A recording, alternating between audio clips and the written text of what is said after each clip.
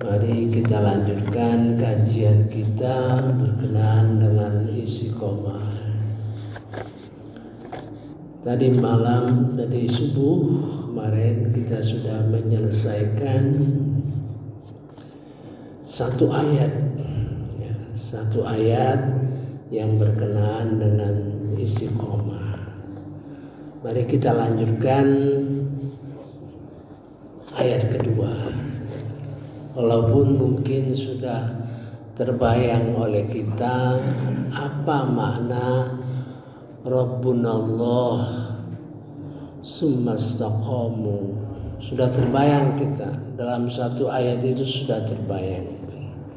Mari kita lanjutkan ayat kedua di dalam surah Hud ayat nomor 112. Satu ayat yang berkenaan dengan Nabi Muhammad SAW diperintah untuk istiqomah. Pada suatu saat dia ditanya oleh para sahabat, mengapa rambut sudah mulai memutih? Dijawab oleh Rasulullah, karena ayat ini turun, surah Hud ini turun, yang membuat dia mengalami tugas-tugas berat. Mari kita baca. A'udzubillahi minasyaitonirrajim. Bismillahirrahmanirrahim. Maka tetaplah engkau Muhammad di jalan yang benar. Jadi fastaqim.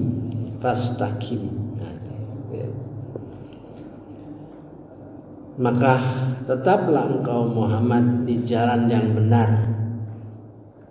Dalam arti fastaqim.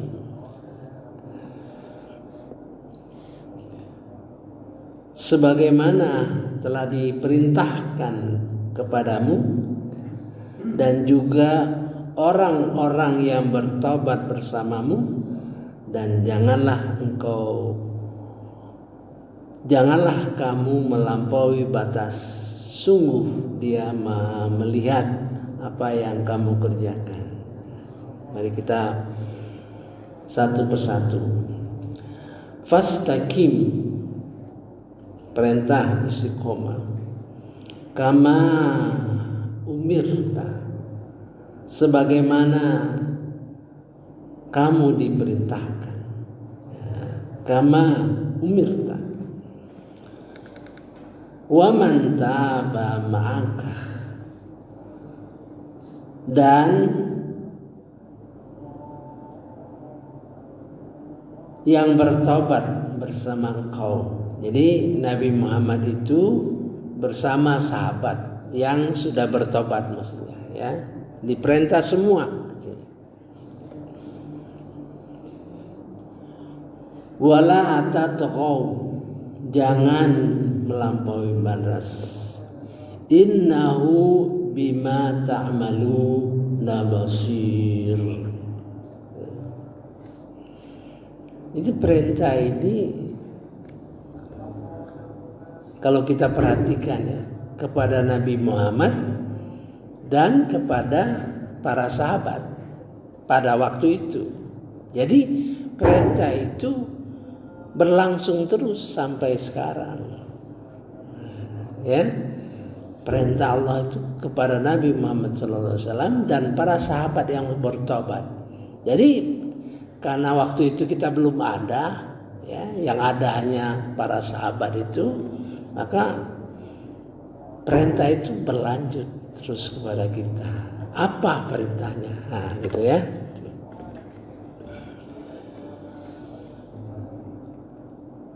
Ada dua sisi yang kita perhatikan di sini.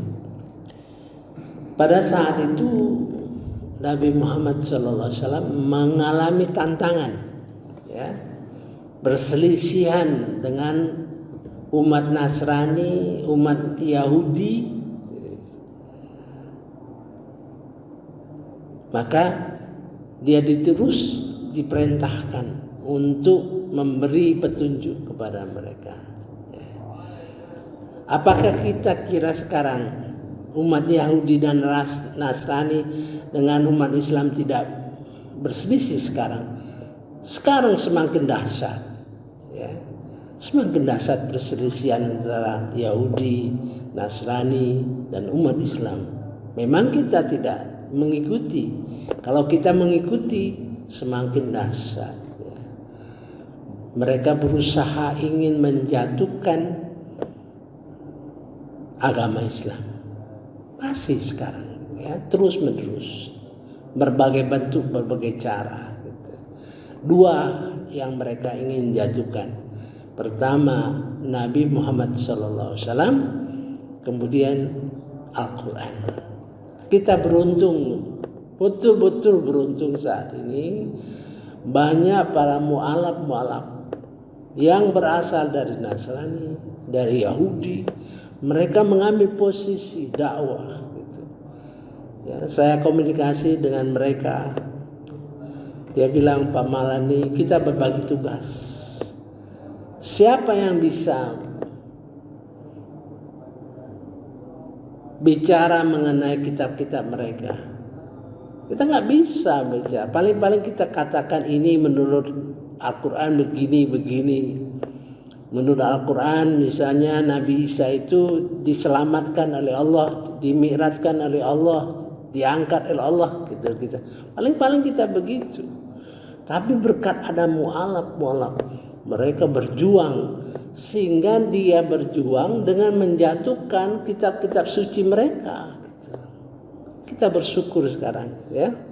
Jadi bagian tugas kita yang tidak menjadi perhatian kita dikerjakan oleh para mu'alaf sekarang ini, ya.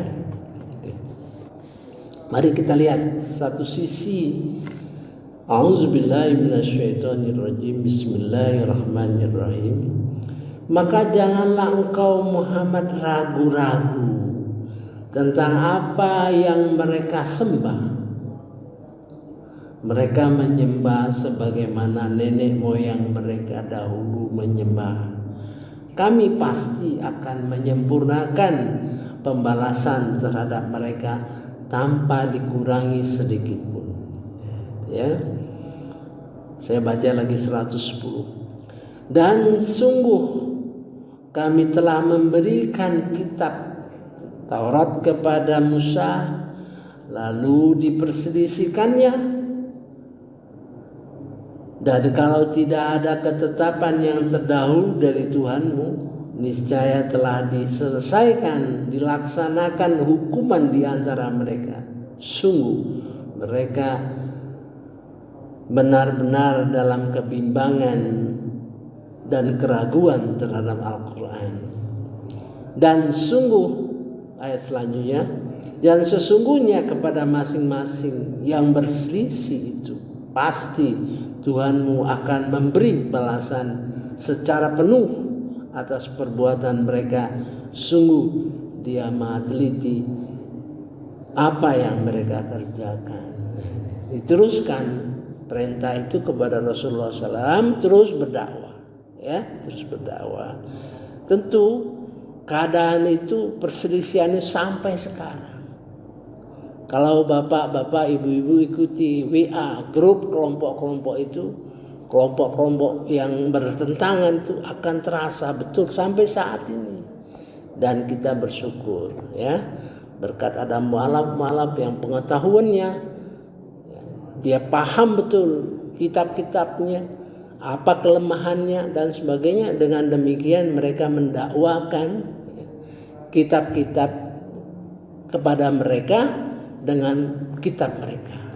Ya, jadi kalau kita dengan kitab Al-Quran tidak masuk di dalam pemikiran mereka, ya. Ini yang sekarang sedang berlangsung, ya. Kita mungkin tidak tahu atau tidak mengerti, tidak paham, tidak tahu. Paling tidak kita tahu sekarang sedang terus berlangsung pertentangan antara Islam dan agama-agama lain yang tujuan mereka dua saja, ingin menjatuhkan Nabi Muhammad SAW dan menjatuhkan Al-Quran, Ya, kalau sudah jatuh Nabi Muhammad SAW di mata kita sekalian, maka tidak ada figur lagi yang kita panuti. Kemudian kalau sudah jatuh Al-Quran di mata mereka, saya hanya ikut, ya, menjelaskan saja. Menurut Al-Quran begini. Ya. Begitu saja kita, hanya kemampuan hanya menjelaskan, tidak mampu berdebat. Karena berdebat dengan orang-orang Nasrani itu, orang-orang kafir itu perlu pengetahuan yang banyak. Dalam Al-Quran ada ayat yang memberikan perhatian, ya, kepada perdebatan dengan orang-orang yang kafir. Gitu. Mari kita baca selanjutnya. Pada subuh ini kita belum melihat detailnya. Ayat 113. Ini sisi lain, ya.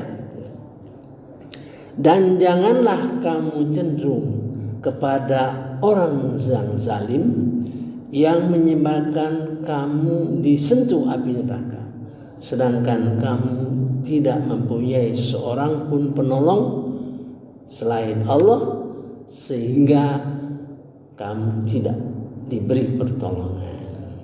114. Dan laksanakanlah sholat pada kedua ujung siang, pagi dan petang, dan pada bagian permulaan malam, artinya subuh dengan asar, ya. Itu perintah pada waktu itu diperkuat, gitu.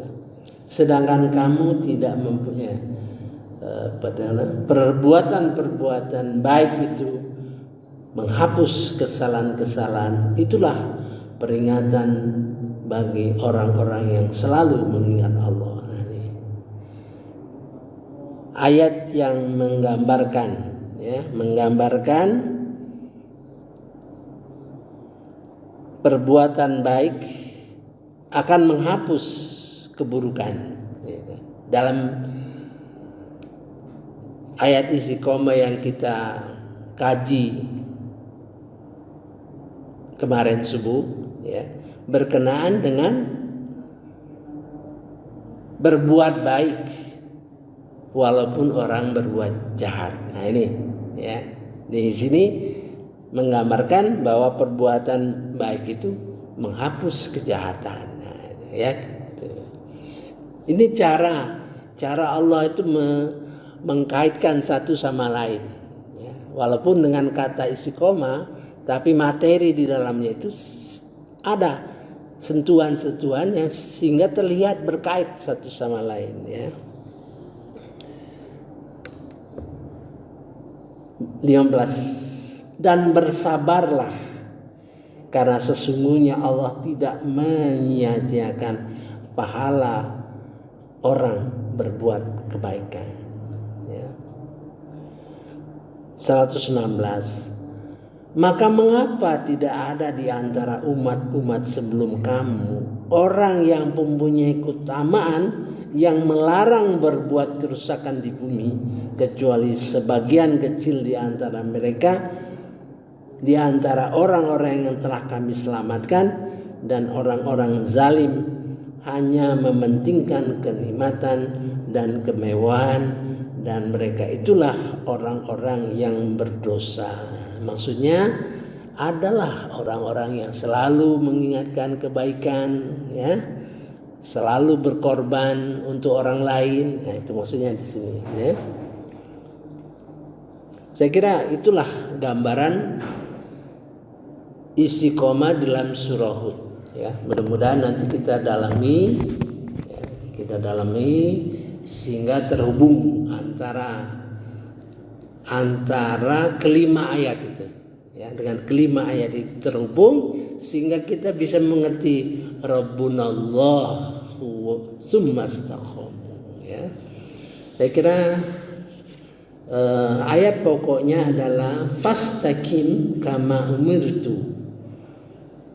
umirta wa man taba ma'ak wala tatghaw innahu bima ta'maluna basir. Jadi kita lihat ini hal-hal yang kita harus lakukan berhubungan dengan istiqomah yang berkaitan dengan perintah yang disampaikan kepada Nabi Muhammad SAW. Kita teruskan semampu kita, gitu ya. Tapi kita tahu seandainya sesuatu yang tidak bisa kita kerjakan, tapi kita tahu itu suatu perintah kepada Nabi Muhammad yang sudah pasti kita harus lanjutkan, kita nggak bisa. Nah, maka itulah objek daripada istighfar. Objek daripada istighfar bagi orang yang takwa. Mengapa istighfar orang takwa seperti itu? Karena adanya perubahan ilmu. Tadinya kita tidak tahu, sekarang tahu ada perintah kepada Nabi Muhammad dalam memperjuangkan. Kita tahu, tapi kita tidak mampu atau mampunya sekadarnya, sedikit-sedikit. Maka di dalam doa, di antara doa sujud itu doa minta kekuatan sebenarnya, ya. Doa minta kekuatan, ya. Minta keberanian dan sebagainya, ya. Saya kira cukup sampai di sini dulu. Subhanakallahumma wa bihamdika asyhadu an la ilaha illa anta astaghfiruka wa atubu ilaik. Wallahu a'lam. Wassalamualaikum warahmatullahi